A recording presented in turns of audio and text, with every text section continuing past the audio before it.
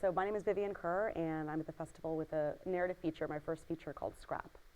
So you are the director, writer, and you're starring it. So Yes. you're doing all three. Yes. That's And I also quite- produced it. so that's quite a lot yeah. for your first feature. Yes.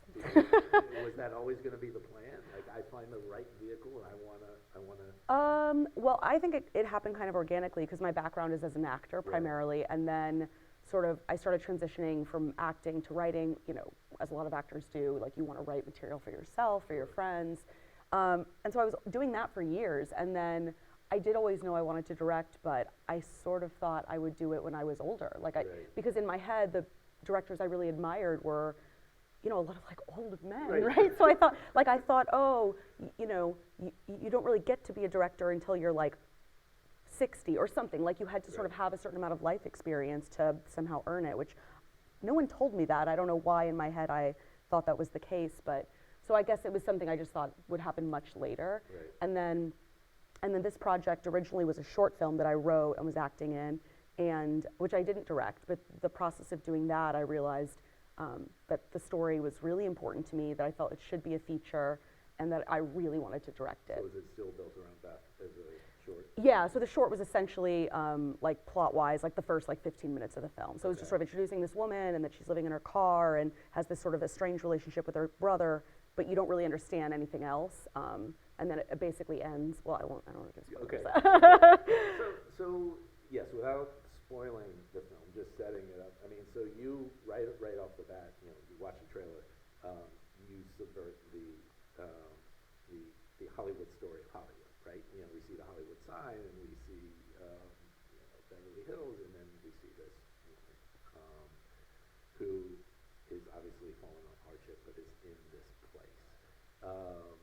Then you add the dichotomy of Beth has a child, the brother desperately wants a child and feels like, why does she get this and can't be a good mother, whereas we want to?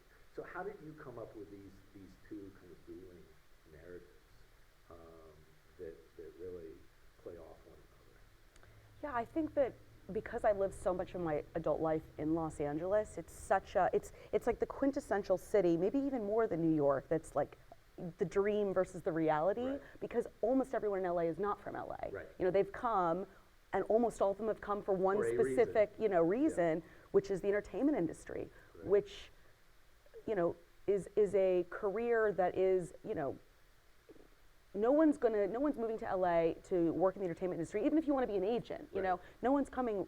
I mean, most of them, I assume, aren't coming to think like, this is going to make me wealthier beyond my wildest dreams. They're coming for a passion, for the arts, for filmmaking, to somehow be a part of that. So, you kind of come to this city, this sort of shining, glorious city on the hill, and then you're like, oh, you look around, and you're like, oh, it's like very expensive here, and like very dirty, and a little bit lonely, and I don't even know how to get started in my career. So I think, I just sort of had so many experiences, I mean, not quite like Beth, but similar to Beth, where you feel like you're trying so hard, and it almost feels like you're fighting the city. I think sometimes New York is a little bit like that too. But that's kind of true of any big city. So that really struck me, and there were a lot of, I think there's been so many movies sort of glamorizing LA. I remember seeing La La Land, which I think was beautiful. It's a gorgeous film, but I remember seeing it thinking, I don't know that city at all. Yeah. Like, I don't know this city at all. It has no bearing to my relationship with this place that I've lived in for so long. So that as just a subject has always really interested me. And then in the character of Beth, she's someone who has kind of taken that almost to an extreme. She's so in denial with her reality. And so part of that, like, kind of showing these like glamorous images and then contrasting it with her actual reality, is trying to get us in her headspace, where she's just trying to see everything. She's trying to make everything as beautiful and nice as possible, when the reality is like very worrying and frankly like physically endangering, as a woman by herself in this car. Right. You entered the industry as an actor. How is and still are an actor, but adding now producer, director, writer, how is your experience as an actor? How did that inform you directing other actors? I think it was super helpful, because at that point I had been on so many sets and I had so many different experiences, I mean, everything from, you know, little tiny like one day short film things that you're just doing with your friends, essentially in your apartment, to, you know, episodic TV and movies where you're on a huge film set with, you know, like over 100 crew members. Yeah, and I think one of the things you learn very quickly as an actor is how to take care of yourself, like how to, because there isn't that much time on set. And a lot of times the directors, especially if it's episodic television, I mean, the performance is almost like the least of their concern, you know, and they're also, episodic directors are coming and going, right, each episode, so they're not even sort of consistently there. So you're often left on your own. So if you, I think, act for long enough, you sort of figure out what your process is and how you're going to kind of be self-sufficient. So that was actually super helpful for me because I knew then my own performance, I mean, it's like cocky to say that it was like taken care of, but like I knew I would prep that in a way that I wouldn't be worried about it on set, so that I could then focus on the other actors. And I really enjoyed it. There was something that I had never really experienced before, which was being in a scene with another actor and kind of having my brain bifurcated in a way where there's part of me that's acting. What are you full on acting, or are you acting and directing at the same I think moment? it changes. Yeah. You know, I found that you know, and maybe as I continue to act and direct, like it'll change even more. And a lot of it I think does depend on the project and the environment and how set is and how much time you have each day. But yeah, sometimes I was sort of very in it, right, as the actor, and then other times you can almost like backseat direct a little bit, and especially if the camera, you know, if we've turned around and we're doing your close-up, and I'm still obviously doing the scene with you, like, but I can maybe make adjustments off camera to sort of direct you a little bit, even as I'm in the scene with you, and that was very fun. It felt very efficient too. So willing to have that. Yeah. All of a sudden, you know, you've been in the position of being the actor, but now also having this power in a way. I think it's very efficient. I mean, when I was a kid and I would watch, you know, I mean, like Kenneth Branagh's Hamlet, you know, which I loved, and I remember thinking, like, how is he doing that? Like, how could he direct this like magnum opus and then also be playing Hamlet, you know?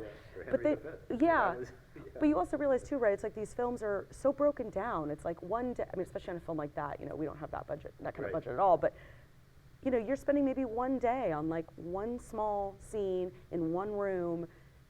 You know, you already know kind of all the angles that you're going to shoot it, you know, how you're going to shoot it.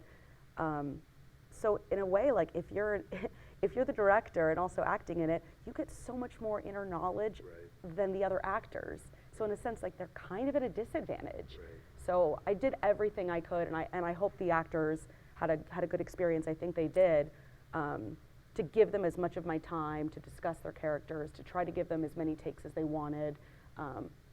You know, if they had another idea they wanted to try, to let them. I always appreciated that as an actor, being given space and freedom to be, you know, creative, to not feel like I was someone's little automaton, you know. So as a producer, what did it take to get this film made? I mean, you know, so I just get overwhelmed just thinking about, you know, it's one thing to be the writer and you write the screenplay and you cast the film, but you produce it. Like what, you know, for anyone else out there who is thinking about, oh, I have a film I want to make. How do you even begin? Yeah, I mean, it's so hard. I honestly think that the biggest barrier is money, right? It's like we know everyone with a great screenplay. You know, we know so many people with exceptional talent, and I think a lot of times maybe people who are more artistic are not also don't have a lot of like business acumen or aren't financially savvy and don't know, not that I am, but don't know how to make that leap. So I guess my suggestion would be for people to obviously network, right? Like go to film festivals, even if you don't have a film in a festival, you know, go meet people, ask people to have coffee with you. Like, you know, if you were someone who wanted to be a first-time director and like you had written a script, it's like have coffee with 50 producers, you know, find out what kind of work they like, what they're passionate about, see if there's an overlap, and if there's not, see if they know someone who's like, you know what, actually, I do know someone who would love this script, you know, or who has been looking for something like this.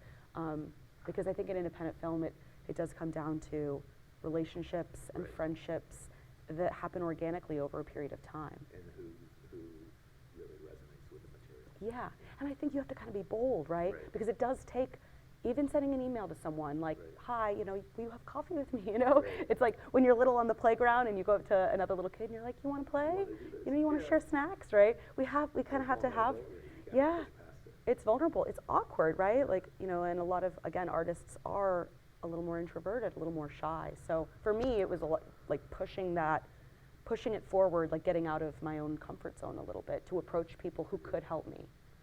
Were there any moments in this process, whether it was raising money for the film or shooting, where there were an obstacle that just, we talked earlier about obstacles for documentary filmmakers in real life, but were there any other obstacles here that popped up that you were like, oh, I didn't anticipate this? Like every day, like, I mean, every single day, every single day. Yeah. I mean, I think that's just any independent film. I mean, I think any feature film that's narrative that is being made for less than $1 million, unless it's two people in one room, Right. it's incredibly difficult. I used to look at people who were able to do multiple films like that, and then you would see them sort of a few years later go on to be doing like a huge Marvel film. I used to think like, oh, how could they do that? Like, what a huge leap. But then you realize, like, if you can survive, like, making several independent films, Right. for like no money, shoestring budget, where you're sort of fighting to make your day, fighting not to lose the location, fighting against everything sort of seems to be, working at odds to you, then you can absolutely go do a huge studio film because you're incredibly well taken care of by, Right. Teams upon teams. The teams have teams, Right. So, so yeah, I mean, specifically, I can't think of any one thing, but it was just, yeah, every single day it was a new challenge. And for Scrap, we had so many locations. Right. So other than the main location, which was the character, my brother's character in the film, Right. Ben's house, there I think we shot like something like 8 or 9 days. Other than that, essentially every day we were somewhere else, somewhere new, So we had to just be so quick on our feet, and I have to give it up to the crew. Like they moved, like they hustled, and I could not obviously have made the film without them.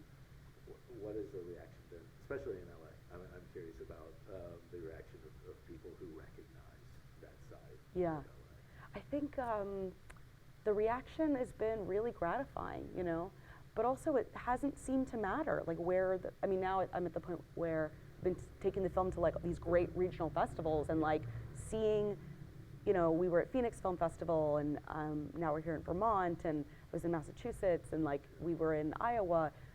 It kind of feels like everybody resonates with the film, It's which universal. yeah, and I think it's because like no matter where you are, you've always sort of imagined like there's probably been moments in your life where like, oh God, like I'm really stressed out about money, Right. or like it feels like my job is getting a little shaky, Right. or I want to switch careers, but like I don't know how I'm going to pay for my health insurance, or Right. put my kids through college. And so I think we've all been worried at some point, about our financial stability. So it seems like people resonate with that theme no matter what. Although I do think maybe people who are familiar with LA enjoy recognizing some of the places. Exactly. Yeah. And there's that moment where it could be almost Easter eggs of saying, Yes. There's this little thing, I recognize Yeah. that. And I wanted to put as much in the film that I felt, was me. These are places that I had been to before. We go to Skylight Books in Los Feliz, Right. and like I've been there a million times. Place is a character. Yeah, It's- but places that felt, and I'm sure this is someone's La La Land. Where they're watching the film, they're like, well, this isn't my LA, because obviously but there's a million, yeah, Right, obviously there's a right. million stories to encompass everyone's experience with the city. But I really wanted to encompass mine, and then sort of specifically this, I don't know, sort of chip on my shoulder feeling that I've had in my 20s. As a writer, what are you thinking about next? And I feel like I need to ask the what's next question, but I also kind of hate that question too. Yeah. But from the writing standpoint, it's like, okay, so what interests you now?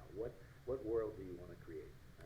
So actually, I shot my second feature already, so I'm in post-production on it. Okay. So it's completely different. It's genre, it's like a Yeah. psychological thriller, Oh, and it's a wow. period piece. So Okay, so a vast departure. vast departure, yeah. And I realized that my background is in theater, and I realized once I had made Scrap It, it had taken essentially 6 years for me to get it made. Right. And once I had made it, I realized like everything, I'd sort of put it to bed, you know. Right.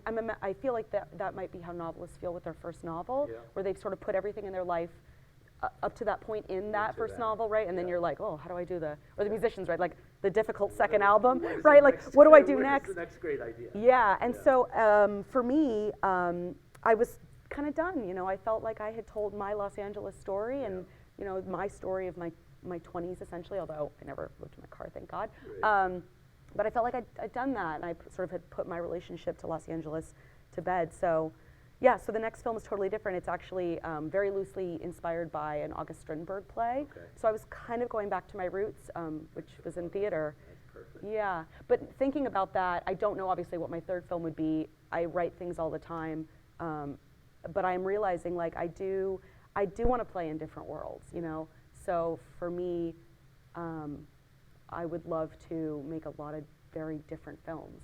You know, that's kind of that seems fun to me. That's what drew me to theater in the first place. You know, do this Right. play, do Shakespeare, then do a brand new work from a playwright that, you know, is still doing rewrites while you're in the rehearsal process. Like, I want to play on all the playgrounds. Every experience is different. Yeah. It should be if you can do that. That's who wouldn't want to Yeah. be in a different world.